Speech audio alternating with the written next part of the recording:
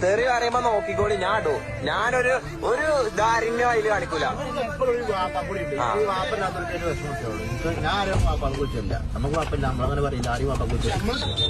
ഇതൊന്നല്ല, ഇതിന്റെ അപ്പുറം കേൾക്കുമ്പോൾ തന്നെ അറപ്പ് തോന്നുന്ന വാക്കുകൾ ചീത്ത വിളിക്കുന്ന അതൊരു സാധാരണയായിട്ട് മാറിക്കൊണ്ടിരിക്കുകയാണ്. അത് പറഞ്ഞ് വിളിച്ച് അത് നാവിൽ തയമ്പായിട്ട് മാറുകയാണ്. എന്ത് കാര്യം പറയുമ്പോൾ ചീത്ത വിളിക്കുക. ഇതിന്റെ അപ്പുറം വിളിച്ചുകൊണ്ടിരിക്കുന്ന ഒരു തലമുറ നമ്മൾ ഇന്ന് കണ്ടുകൊണ്ടിരിക്കുകയാണ്.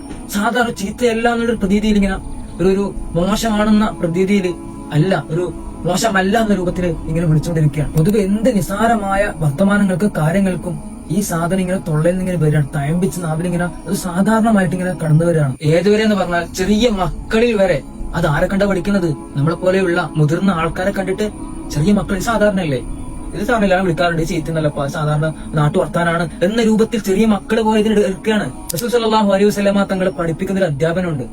ആരെങ്കിലും ചീത്ത വിളിച്ചാൽ, ഉപ്പാക്ക് വിളിച്ചാൽ ശത്തമ്മ എന്ന് പറഞ്ഞിട്ടുണ്ട്. സബമൻ സബ്ബ ശത്തമ്മ, ആരൊക്കെ ചീത്ത വിളിച്ചാൽ, കുറ്റം പറഞ്ഞാൽ, അതായത് ഇപ്പോൾ ഞാൻ നിങ്ങളെ ഒരു ചീത്ത വിളിച്ചാൽ, നിങ്ങൾ വാപ്പാനെ വിളിച്ചാൽ അത് സ്വന്തം വാപ്പാക്ക് വിളിക്കുന്നത് പോലെയാണ് മനസ്സിലാക്കേണ്ട ഒരു കാര്യമല്ലേ. സ്വന്തം വാപ്പയെ വിളിക്കുന്നതിന് തുല്യാണെന്നാണ് ഹദീസ് പഠനം. നമ്മൾ ഇനി ഒരു ഫ്രീ മൈൻഡായിട്ടും ചിന്തിക്കുക. നമ്മൾ ഇത്രയും വളർത്തി വലുതാക്കി കഷ്ടപ്പെട്ട് പണിയെടുത്ത സ്വന്തം ഉപ്പാനെ നമ്മൾ മോശമായിട്ട് ചിത്രീകരിക്കാൻ നമുക്ക് ഇഷ്ടപ്പെടോ? ഇല്ലല്ലോ. ഏറ്റവും വലിയ കാര്യഗൗരവം അല്ലെങ്കിൽ തമാശ തോന്നുന്നത് അറിയോ? ഇതൊക്കെ പഠിപ്പിച്ചു കൊടുക്കേണ്ട മുതിർന്നവർ കാരണവന്മാരാണ്.